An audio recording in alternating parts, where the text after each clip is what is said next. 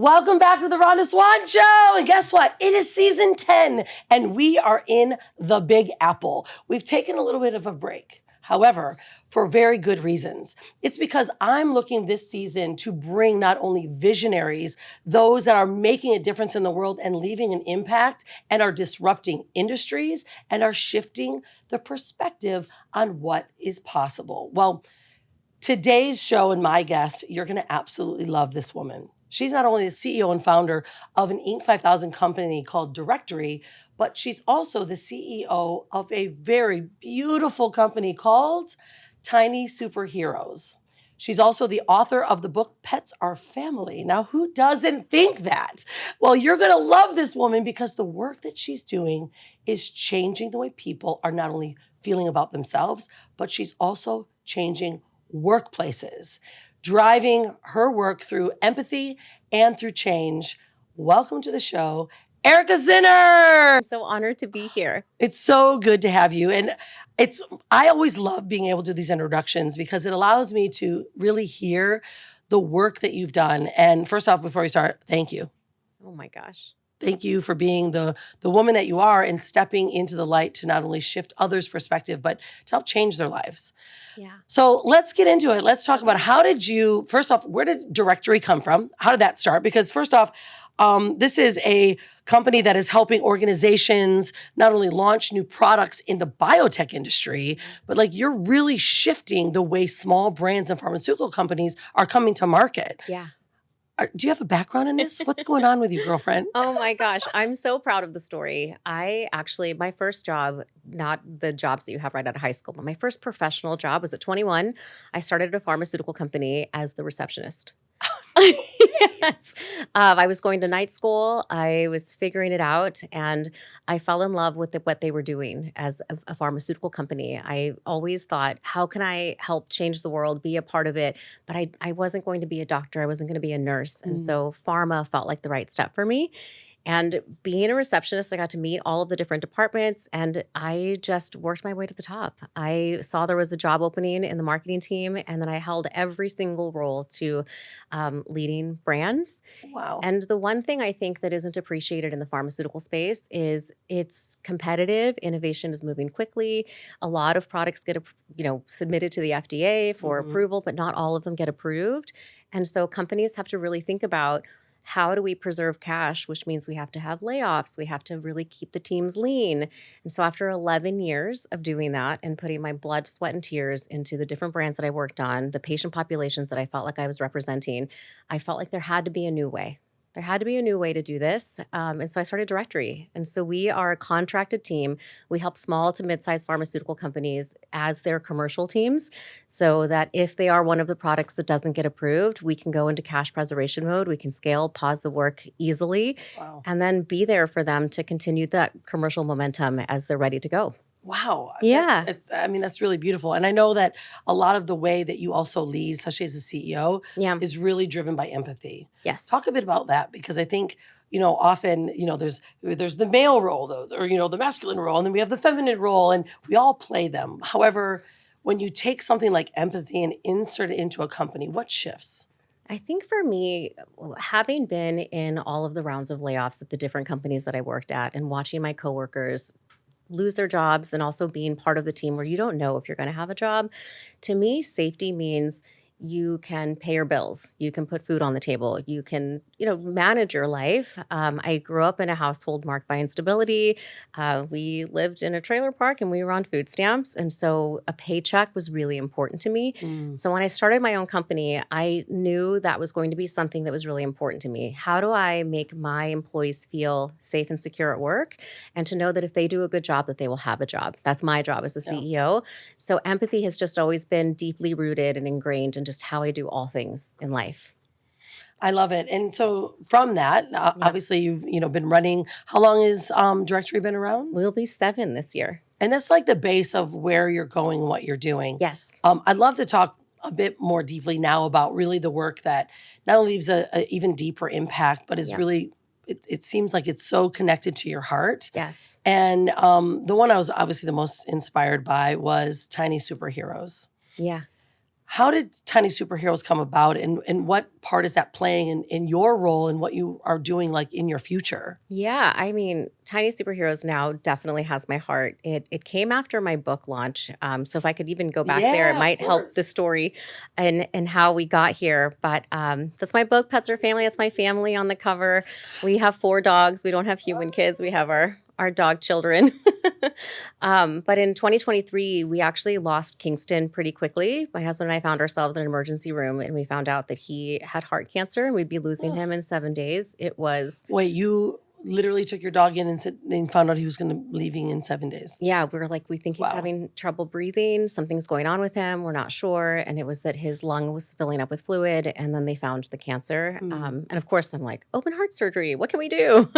But the truth was we were going to have to let him go. And I think in that moment, it was for me a moment to say, like, am I going to take the very pet bereavement policy that I offer to my employees to take, but am I also going to take the time off leading up to when we would lose him to spend time with him? And I didn't realize, as much as I've always had pet bereavement in my policies, and as much as I talk about we take care of our employees, we see them through life's challenges. Of course, things that happen outside of work are going to impact their life at work.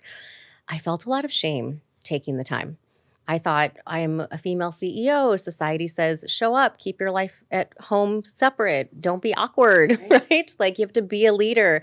And what happens if people meet you with, like, it's just a dog. Like, can't she get it together? And so for me, we need to stop that because it's so true, right? yes. Like, how often are you looked upon poorly because it's not your child, but it really is your child? Yes. Well, that's Yeah. really beautiful, though, that you even included pet bereavement in your policies. Yeah. So how did that happen? So you were like feeling judged. You really didn't feel like you could actually take what you even offered and what you Yes. believed in. Yes. That's sad. It That's is. a topic. It's sad. I know, right? It's a topic. Well, I ended up, the truth is it wasn't really a choice. Like, I had to take the time off. Yeah. I realized if I show up at work and I'm a mess, I think that's not going to instill confidence in the team of where we're going as a company. So the responsible thing would be to take the time off. Actually taking the time off, the memories we created with Kingston, the McDonald's hamburgers, we got him like a Ruth's Chris steak, like we did all the things, are moments that we'll remember forever. But I think the thing for me is I had a fire lit inside of me where I just felt like I'm so lucky I own my own company and that I can take the time off work. I'm so lucky I have people who understand that these are my children and they're checking in on me. I can't imagine having to do this alone. And so that's what inspired writing my book. And once you write a book, now it's out in the world, which was, I think, a really great push for me to start to really talk about you can be an Inc. 5000 company, you can have high-performing teams, and you can really care about your people. And so that really, that's the movement is pets are family, unapologetically loving them, but also hoping to inspire other CEOs to infuse more empathy into the workplace. Yeah, and I love that, and obviously I'm also an advocate for women empowerment. Yes. Because I'm a past retired, corporate bitch, basically. But what shifted for me, and this is something that you may relate to, is Yeah. I watched a woman put a 6-week-old baby in daycare, and I was like, wait, I hadn't had children yet, and it was one of those shifts. Like, wait a minute, is that who I want to be to women of the world? And so, obviously writing your book and now bringing in this empathy, I will go back to Tiny Superheroes because it made me think about how most women, especially as CEOs, like the pressures that we have. And how do you handle those pressures? And what did you do during that time when you were afraid to take it? So that meant there's probably some of that external environment pressure coming forward. 100%. I think society does tell us it's a man's world. You got to step up, man up, and really be a What CEO. a terrible statement. Like, who says woman up anymore? Right. We should. Actually, mark it. Yes. Woman up. Empathy, love, care for your people. They're not machines. That's right. Oh my gosh, we just did that, girlfriend. we right should now. trademark. Hold on, give me a high five. Yes. There, we did that. Yes. Woman up. For real. New campaign. All right. I'm in because it matters. I think Yeah. it really matters. I think the reason my employees go above and beyond consistently and why we're able to deliver exceptional results to our clients and earn our spot on the Inc. 5000 list is because they know we Repeatedly, really though. care about them. This is repeatedly coming. Now we're up, on the right? list. That's Yeah, right. we're going to Yeah. do it again this That's year. a big thing, though. Yes. Right? Yeah. You're staying there. Yes. And Inc. 5000 is 3 years of continued growth and like double to triple digit growth. So, I mean, it's consistently happening. But I mean, for me, I think having the pain was so much, and I was so shocked that I felt so much shame for feeling so much love for my dog, that I put it out there. And what I have found in the messages that I get in my own team members is the more vulnerable and open that you are, the more people are like, thank you for seeing me. I have a story too. And you actually have a deeper connection with people. So I don't hide it anymore. I wear my pink shoes. I bring my femininity to work, and I'm like, yeah, like here we are, ladies. And what is the percentage of, you have a kind of an equal split within the company, male, female? We have more women. We have, 70%. And I think it's like 82% of our employees have children too. Yeah. Okay. And most of them have dogs. You know, so.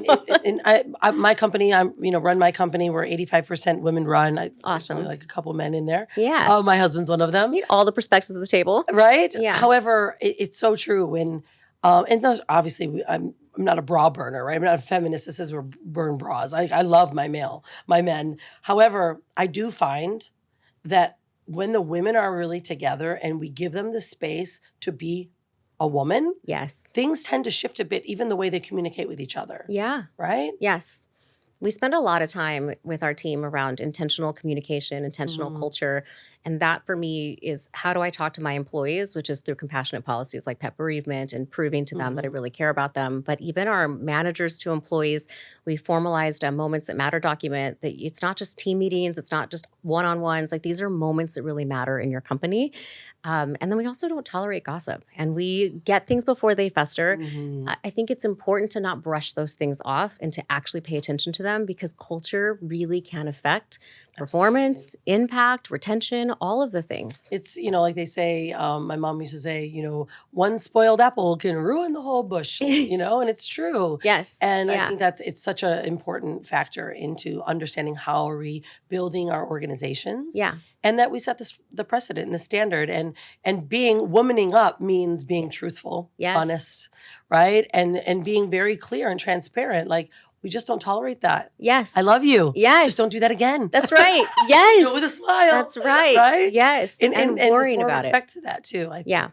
All right. Yeah. Now we have to switch. Of course. TinySuperheroes. Yes. I seriously, when I look at that, when I say it, I get goosebumps. I'm not joking. I have goosebumps because it's really beautiful. This company was something that you kind of discovered, right? And you started playing with them, and now you've turned it into something magical. Yeah. Please share. What is TinySuperheroes about? What are you doing? And let's not hold back the tears if we don't have to, right? Yes. Yeah. So thank you for allowing me the space to talk about TinySuperheroes. I'm really proud of the work there. I fell in love with this company back in 2020.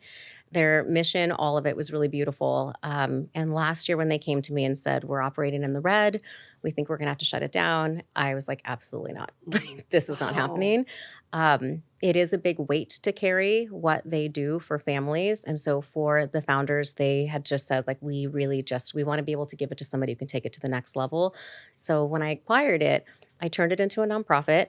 And what we do is we have, here's our little starter kits that we give to our superheroes. We help children with disabilities and with critical conditions feel like the superheroes that they are. Like, we want them to know that they're not broken. There's nothing wrong with them. And in fact, like, they're actually really brave and they're really strong for what they're having to go through. And so they get welcomed to the squad, and we tell them it's top secret. We even tell them caution, contents may increase courage, strength, and hope. Oh my gosh. Yes. And they actually get their very own superhero cape. No So way. Here's one of our NICU capes that we give them. NICU cape? Are you kidding? I know. Look at the size of this. It's so cute. And so what we do is, as they are a superhero, so if they're a NICU baby, we give them their patch. And then for everything that they do on their clinical journey, they earn additional patches. So if they had to have an MRI scan, if they had to have surgery, you can see this superhero had 3 surgeries. We find it that for children, one of our board members on TinySuperheroes, he's a Stanford psychologist, and he helped us understand that play equals safety. So when kids feel like they're playing, they're like, oh, we must be safe. Yeah. And they look to the adults in the room to say, am I safe? Is this approved? Yeah. Yes. Is this okay? Yes. And so for these kids, when their doctor or a nurse or their parent comes to them and says, today you're going to go on a mission and you're going to get an MRI scan. So we got to put your cape on. You're going to be really brave. The child is excited to go because they know they're going to earn their patch too. Versus So you gamify it. If you, in 100%. new age, right? Modern day Yes. ways of playing. Yes. And we've seen like remarkable impacts. Like hospitals have said, kids who we used to have to sedate before we would put them into an MRI machine, even though the MRI machine doesn't hurt, it's scary. It's a big tube. It's loud. Yes, but now they think they're in space. They think they're on a mission. Oh my gosh. Yes. So, okay, let me ask you then. Yeah. Do you have team that's there, or is you just on board this hospital and the staff just takes it on? Yeah, so we actually have our headquarters where we train the hospital staff on how to incorporate the program. How do you introduce a superhero to the squad? Yeah. And then for the actual hospital, they get their agents of the community, and they get additional patches where they get to hand them out along the way. And that way the gamification really happens. And what's really beautiful about it is you're adding joy and delight into a hospital space where you wouldn't expect to be playing in a hospital. And I can even imagine like the hospital workers they're more excited than actually feeling down or sad because they've got to go and see these babies or these 2, 5, 6 years old. And they're like, hey, so it helps them even. Oh my gosh. Like, imagine nervous systems. Yes. Look what you're doing. For everyone, right? For the child, you are increasing serotonin, you're increasing dopamine, and what you're decreasing is cortisol, which is a stress hormone. And you're helping them actually be more receptive to care and healing. So there's a real clinical impact for the child actually going through through their clinical journey. But then for the parents, you've given them a whole new language. For the hospital staff, I mean, they have said, like, I think it's often overlooked the weight that they carry, right? They're the ones who are actually having to hold the child down to give them treatment that they know is going to help them. But how much easier is it when the child's like, I'm going to earn my patch. Like, let's do it. So it really, our goal and our vision for TinySuperheroes is to reach 5 million kids in the next 5 years. And we're going to do that through, there's 6,000 hospitals in the U.S., 226 of them are children's hospitals. And I have launched drugs into the hospital space for the last 20 years. Now, instead of vials, we're going to be doing smiles. Like. Oh my gosh, I love that. Yeah. How many are you in now? So today we're in 5 hospitals, like full culture. In which regions? Oh my gosh, they're from Texas, Philadelphia, like Children's Hospital of Philadelphia, which is like the first children's hospital to really incorporate play intervention. So proud to have them on. But I mean, we've got 226. So over the next 5 years, we have a really great phased approach on how we're going to get there. And then for children whose hospitals are not activated yet, on our website, they can buy their own starter kit. And they also, the beautiful thing too is these kids don't get to be in school. They're not on the playground. They don't get to participate in sports. And so we also do a monthly mission program for them. We launched it at the beginning, the first Monday of every month, and they're looking out for it. We get the emails like, are you still launching? And I was like, yes, 10 a.m. every first Monday. And this month's mission is calm. And so as they're doing their missions, whether they're in the hospital or they're at home, they're doing it with their family, and then they can earn additional patches. So they get to feel like they're a part of a superhero squad, and that they know there's other tiny superheroes who are doing it with them. I mean, this is true butterfly effect change and impact, right? Yes. I mean, just that one life that you shifted, whether it's through the hospital, through the child, or through the parents, and then when they get home, right? Yes. So you're in 5. You want to be in 6,000. 226. Or you want to be in 226. Yes, eventually all 6,000. That would be great. If I were to ask, I mean, we have a lot of followers, right? I mean, USA Today audience is 158 million. That's pretty awesome. That's incredible. So if you were to say something to, the camera, what were you looking for? What could inspire someone to say, I want to help support? I might know more hospitals. I have, what is that? I would say if you work at a company, if you own a company and you haven't picked your charity of choice, we would love to be chosen. And we would love to bring TinySuperheroes to your community, to your children.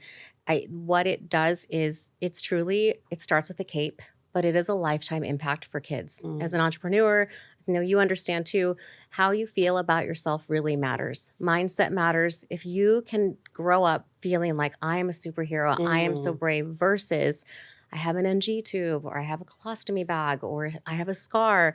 It can change somebody's entire life for the children, but then also for the parents and then the healthcare workers. Like, we need them in our hospitals to continue to tirelessly help the families that they serve. I would say reach out, and we would love to hear from you. Yeah, Yeah. great. Well, what is the website first? TinySuperheroes.com. Okay, beautiful. Yeah. And where can they find your book? My book is on petsorfamily.info or on Amazon, and by the end of the year, Barnes & Noble. I'm really excited. Awesome. Yeah. Congratulations for that one. Thank you. Before we go, I want to learn a little bit more about you, right? You're doing so much amazing work.